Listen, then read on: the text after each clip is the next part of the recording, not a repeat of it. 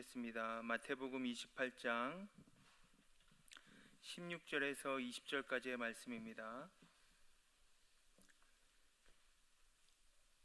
마태복음 28장 16절에서 20절까지의 말씀입니다.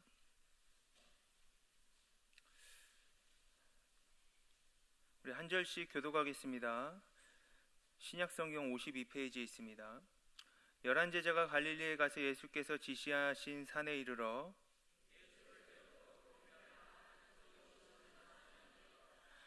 예수께서 나와 말씀하여 이르시되 하늘과 땅의 모든 권세를 내게 주셨으니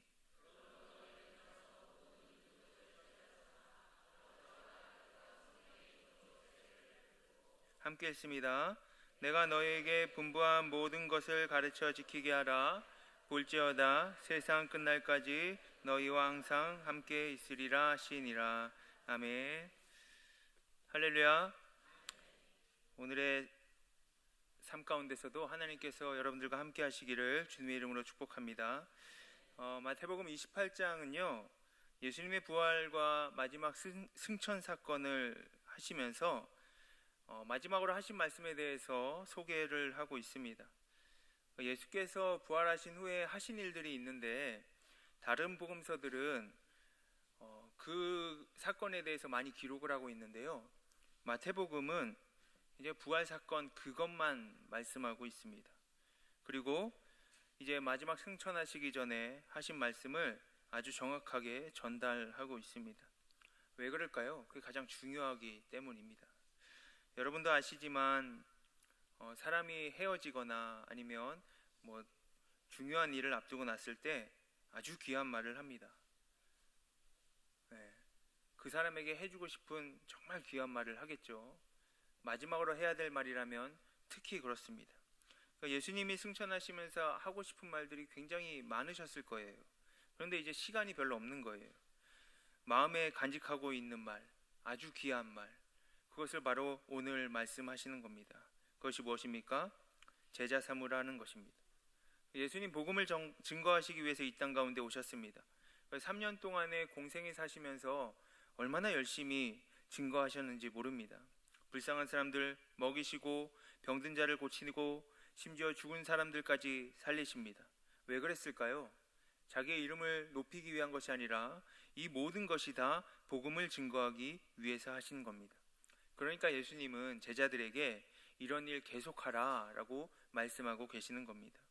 예수님께서 이 땅에 오셔서 하신 모든 일이 어떻게 보면 이 말씀을 하시기 위한 준비였고 이 말씀을 하시기 위해서 필요한 단계들이었음을 우리는 이 마태복음을 통해서 잘 알 수가 있습니다.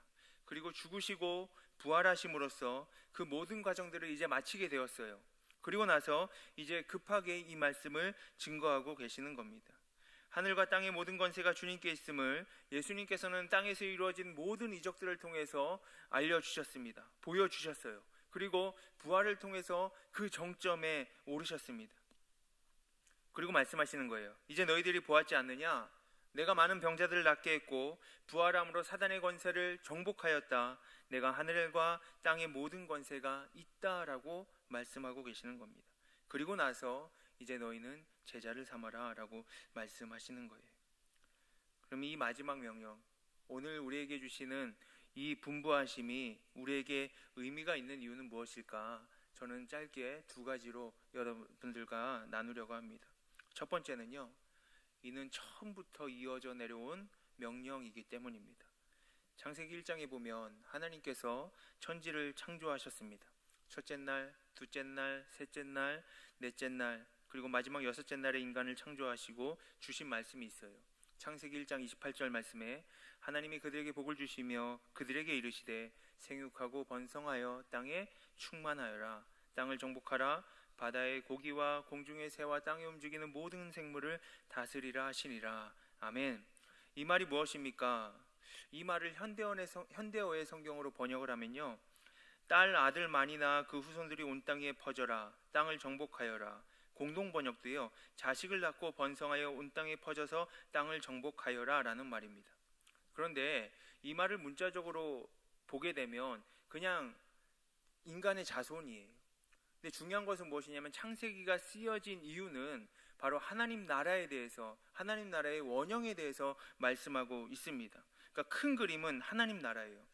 그래서 골로새서 1장 16절 말씀에 만물이 그에게 창조되되 하늘과 땅에서 보이는 것과 보이지 않는 것들과 보좌들이나 주관들이나 정사들이나 권세들이나 만물이 다 그로 말미암고 그를 위하여 창조되었고라는 기록이 있습니다. 그러니까 이 기록, 이 말씀은 무슨 말이냐면 창세기가 하나님의 나라에 대해서 말씀하고 있다라는 것입니다. 그러면 아들, 딸 낳아서 잘 살아라, 아들, 딸 낳아서 후손이 많게 하라라는 그 후손은 무엇입니까? 바로 하나님 나라 백성들이 많게 하라는 뜻입니다. 하나님께서 아담과 하와를 창조하셨습니다. 그리고 하나님 나라의 백성으로서 그들에게 복을 주시며 말씀하셨습니다. 땅이 충만하라, 땅을 정복하라. 어떻게 해요? 생육하고 번성하라는 겁니다. 어떤 사람이요? 하나님 나라 백성들이요. 그러므로 창세기 1장 28절의 말씀은 단순히 자식을 많이 낳는 것을 넘어서는 하나님의 말씀입니다. 바로 이 땅 가운데 하나님 나라의 백성들로 가득 채우라는 말씀입니다. 그렇기 때문에 전도는 어느 날 갑자기 예수님께서 오셔서 제자들에게 주신 명령이 아니라 이미 창세기 때부터 하나님께서 우리에게 주신 명령이고 그것이 계속해서 전해 내려오고 이어 내려온 명령이라는 사실입니다. 그런데 인간이 타락했어요. 그래서 타락으로 인해서 이제 출생은 곧 하나님의 백성이라는 등식이 깨어지게 되었습니다. 그래서 하나님께서는 노아의 홍수를 통해서 하나님 나라 백성들을 다시 시작하게 하셨습니다. 그리고 말씀하시죠. 똑같이 말씀하십니다. 생육하고 번성해서 땅에 충만하여라. 근데 이미 죄성을 가진 인간들은 하나님을 거스를 수밖에 없었습니다. 그리고 나서 누구에게 이어지냐면 아브라함에게 이어지는 겁니다. 하나님께서 아브라함에게 말씀하십니다. 너의 자손이, 너의 후손이 하늘의 별같이 바다의 모래같이 땅의 티끌같이 하리라. 여기서 말하는 후손은 누구입니까? 바로 하나님 나라 백성입니다. 또 다윗에게 주신 하나님의 말씀도 있습니다. 내 수완이 차서 내 조상들과 함께 잘 때 내가 내 몸에서 날 자식을 내 뒤에 세워 그 나라를 견고케 하리라. 저는 내 이름을 위하여 집을 건축할 것이요 그 나라 위를 영원히 견고케 하리라. 아멘. 다윗의 자손에서 난 몸들이 하나님의 나라를 견고케 하겠다라는 그런 말씀입니다. 그래서 오늘 이 말씀들이 오늘의 본문과 이어지는 이유는요, 신약의 첫 본문인 마태복음 1장 1절 말씀으로 고스란히 이어져 내려오고 있습니다. 제가 마태복음 1장 1절 말씀을 읽어드리겠습니다. 아브라함과 다윗의 자손 예수 그리스도의 계보라. 아멘. 이 구절이 보여주는 것은 무엇입니까? 아담과 하와에게 내려졌던 그 사명이 노아의 자손들에게 이루어졌고 노아의 자손에게 이루어졌던 그 사명이 아브라함과 다윗에게 이루어졌는데 그 아브라함과 다윗이 이제 하나님의 백성이 누구를 통해서 온다라는 것입니까? 예수 그리스도를 통해서 온다라는 것입니다. 그러니까 결국 창세기에서 보여주는 하나님의 사명이라는 것은, 하나님의 명령이라는 것은 그때부터 시작해서 예수 그리스도를 통해서 지금까지 내려오고 있는 것입니다. 문제는 무엇입니까? 예수 그리스도를 말미암아 세워진 그 하나님 나라에 예수 그리스도를 말미암아 채워져야 할 것은 바로 누구입니까? 하나님 나라 백성입니다. 그 하나님 나라의 백성을 채우는 일의 사명을 누구에게 주셨습니까? 오늘 본문의 말씀을 통하면 우리에게 주셨습니다. 그래서 너희는 가서 모든 족속으로 제자를 삼아 아버지와 아들과 성령의 이름으로 세례를 주고 내가 너희에게 분부한 모든 것을 가르쳐 지키게 하라. 볼지어다 내가 세상 끝날까지 너희와 항상 함께 있으리라. 이렇게 말씀하신 이유가 바로 우리에게 하신 말씀이라는 겁니다. 사랑하는 성도 여러분, 선교사로 가기만 결단한 사람만 모든 족속으로 제자를 삼는 사명이 있는 것이 아니고 또 교회를 열심히 다니는 사람만 모든 족속으로 제자를 삼는 사명이 있는 것이 아닙니다. 우리에게 예수님을 주로 고백하는 모든 사람에게 이 사명이 있는 줄 믿으시기 바랍니다. 이것이 바로 예수님이 우리에게 명령하신 첫 번째 이유입니다. 두 번째, 이 마지막 분부가 우리에게 의미 있는 이유는 예수님께서는 이 명령을 우리에게 하시기 이전에 예수님께서 하신 일들이 있기 때문입니다. 어떤 일들입니까? 인간으로 이 땅에 오시고 낮은 자리에 임하셨고 십자가의 고난과 죽음을 당하셨습니다. 그러니까 이런 일들을 겪으면서 우리에게 이 분부하신 명령에 대한 일들을 이미 예수님께서는 체험하시고 실천해 보이셨습니다. 주님이 하신 일을 모른 척하고 우리가 어떻게 예수를 믿는 사람이라고 얘기할 수 있겠습니까? 이 명령은요, 두고두고 천천히 해야 되는 명령이 아니고 불가능하지만 언젠간 되겠지 하고 기다려야 될 명령도 아닙니다. 또 내 믿음이 어느 수준 성장해야지 비로소 시작할 수 있겠구나 하는 명령도 아닙니다. 당장 해야 될 일이고 바로 실행해서 열매를 맺어야 하는 일입니다. 그래서 예수님께서 말씀하시는 거예요. 너희가 나를 하나님의 아들이라고 믿느냐, 나를 구주라고 믿느냐, 나를 주라고 생각하느냐, 그렇다면 바로 너에게 말씀하겠다라는 그런 사실입니다. 너희는 가서 모든 족속으로 제자를 삼아라 라는 겁니다. 사랑하는 성도 여러분, 우리가 그리스도인이라면 또 세상에 있는 이유는 우리를 위해서 있는 것이 아니라, 우리를 위해서 예수님을 믿는 것이 아니라 그리스도를 위해서, 예수님을 위해서 우리가 이 땅 가운데 있는 사실을 믿으시기 바랍니다. 그러니까 우리가 이곳에서 있는 이유는 예수님을 대신해서 있는 거예요. 우리는 예수님의 대리자입니다. 그렇기 때문에 우리가 이 세상에 있어야 할 존재의 이유를 바로 알아야 됩니다. 하나님 모세를 부르셨어요. 바로에게 보내시면서 주신 말씀이 무엇입니까? 내 백성을 보내라 라고 말씀하십니다. 오늘 하나님께서 우리를 세상에 보내십니다. 그리고 분부하신 말씀이 있어요. 모든 민족으로 제자를 삼아라 라는 말씀입니다. 가서 하나님의 백성을 다시 하나님께로 돌아오게 하라 라는 그런 명령입니다. 타락한 욕망에 사로잡혀 그 종으로 살고 있는 자를 자유하게 하라는 겁니다. 거짓을 진리로 알고 있는 사람들에게 다시 진리로 돌아오게 하라는 말씀입니다. 어둠 안에 속해 있는 자들에게 생명의 빛으로 나오게 하라는 것입니다. 하나님의 형상으로 지음받은 인생이기 때문에 하나님의 뜻을 따라 살도록 하라는 것입니다. 그 예수님이 우리에게 그렇게 말씀하고 계시는 거예요. 그렇기 때문에 선포하는 것뿐만 아니라 우리는 제자를 삼아야 됩니다. 그럼 제자는 무엇입니까? 예수님의 사역 중에 제자 삼는 것이 정말 노력한 사역 중에 거의 대부분이거든요. 예수님은 많은 군중에게 선포하셨습니다. 전도하셨어요. 천국 복음을 말씀하시고 불쌍한 자에게 긍휼을 베푸셨습니다. 그러나 주님의 말씀을 듣고 그 양식을 먹었던 사람들을 성경은 무엇이라고 얘기하냐면 제자라고 말씀하지 아니하시고 그냥 무리들이라고 말씀하십니다. 예수님의 제자라고 말하는 사람들은 소수였습니다.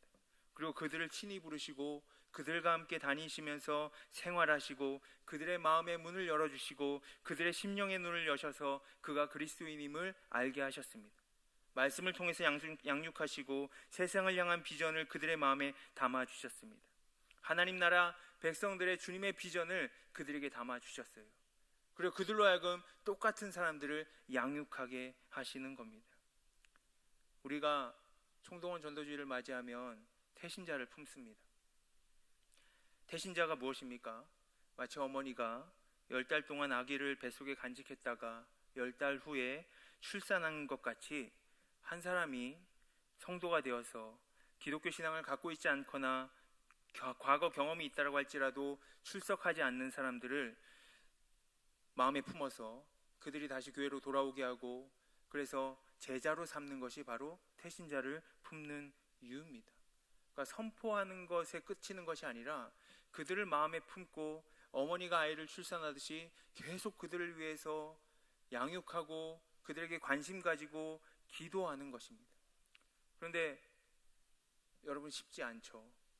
태신자를 매년 또 매 분기 써내지만 쓰는 것조차도 쉽지 않아 하시는 분들이 분명히 있잖아요. 그런데 오스카 톰슨이라는 사람이 관심의 동심원이라는 그 이론을 제시했습니다.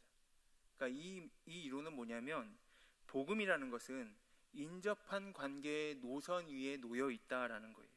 그러니까 쉽게 얘기하면 여러분들이 만나는 모든 사람이 복음의 노선 위에 놓여 있다라는 겁니다. 나의 영향권 안에 있는 모든 사람에 대해서 내가 책임을 가져야 된다라는 거예요. 복음의 노선 위에 있다라는 것은 예수님께서 내가 이 공동체에 있게 하셨기 때문에, 내가 이 상황에 있게 하셨기 때문에 내 주변에 있는 모든 사람들은 복음의 노선 위에 있다라는 겁니다. 심지어 나와 다툰 적이 있는 친구, 나를 오해했던 친구, 나랑 갈등했던 직장 동료, 그리고 고용인, 고용주 다 태신자의 기회가 있다라는 거예요. 우리는 내가 겉면하기 좋은 사람, 내가 좋아하는 사람을 태신자로 많이 품습니다. 그리고 내 가정, 또 내 가족들, 친척들을 태신자로 많이 품습니다. 하지만 우리는 기도하면서 다시 한번 생각해 봐야 됩니다. 내가 만나는 모든 사람들이 다 태신자라는 겁니다. 여러분들 눈을 들어서 태신자들 한번 살펴보셨으면 좋겠습니다. 가족 중에 불신자, 전에 믿다가 낙심한 이웃, 친척, 친구, 옆집 사람, 세든 사람, 혹은 주인, 직장 동료, 모임의 회원, 주변 가게, 자녀의 친구들, 부모, 이사 온 사람, 동창, 단골 손님, 우유 배달원, 거래처, 야쿠르트 아주머니, 화장품 판매원, 경로당의 어르신들, 고향 사람, 취미의 그룹의 회원, 무궁무진하지 않습니까?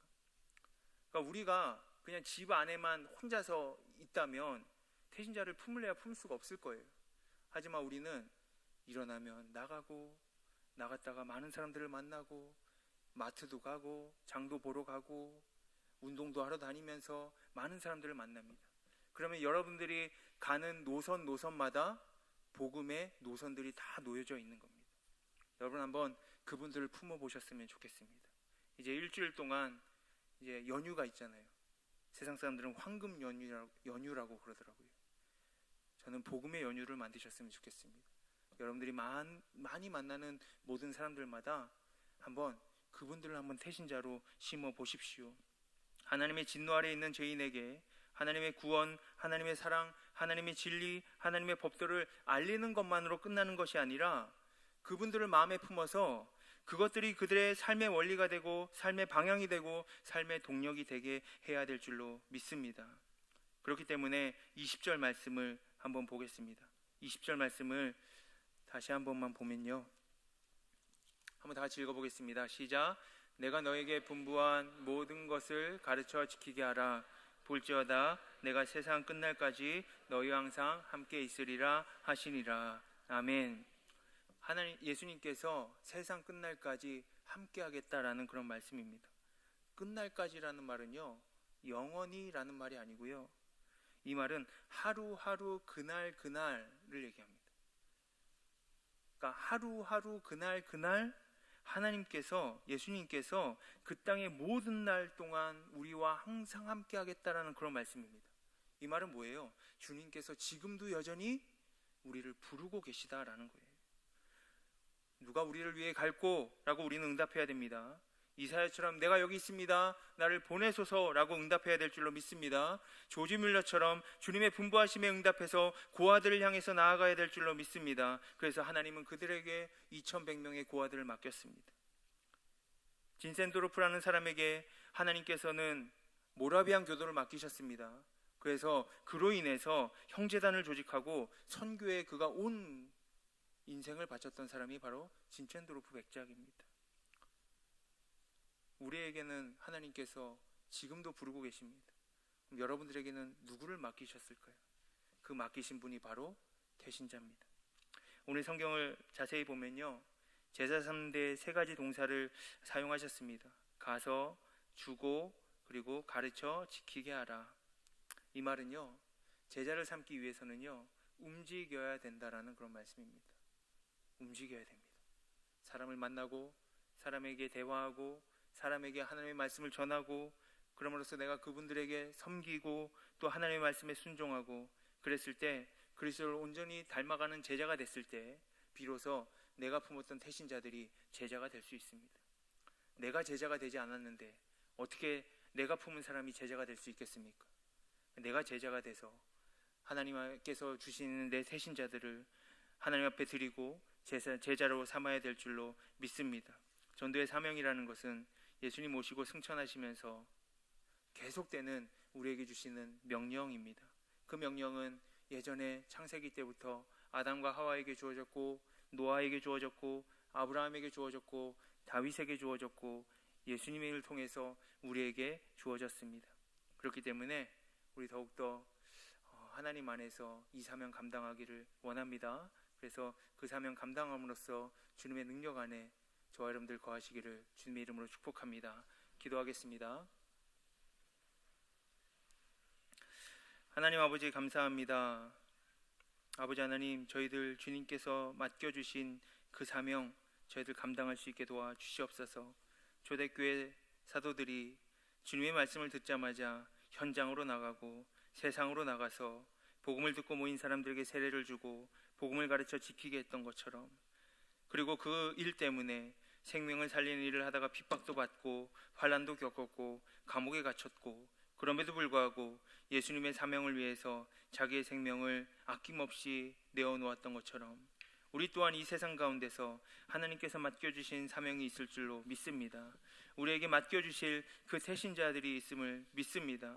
지금 우리의 눈으로 보이진 않아도 우리 정말 하나님께서 볼 수 있게 하여 주셨고 품을 수 있게 하셔서 주님께서 함께 하시는 그 역사가 저희들에게 더욱더 충만하게 내려질 수 있게 도와 주시옵소서. 우리에게 이러한 사명이 있을 줄 믿습니다. 그 사명 감당할 수 있게 하시고 많은 사람들에게 찾아가서 주님을 전해서 주님을 증거해서 이곳으로 다시 돌아올 수 있게 도와 주시옵소서. 이 일을 위해서 결단합니다. 이 일을 위해서 다짐합니다. 하나님 아버지, 예수님의 사명 위해서 우리를 더욱더 써 주시옵소서. 모든 말씀 예수 그리스도 이름으로 기도하였습니다. 아멘.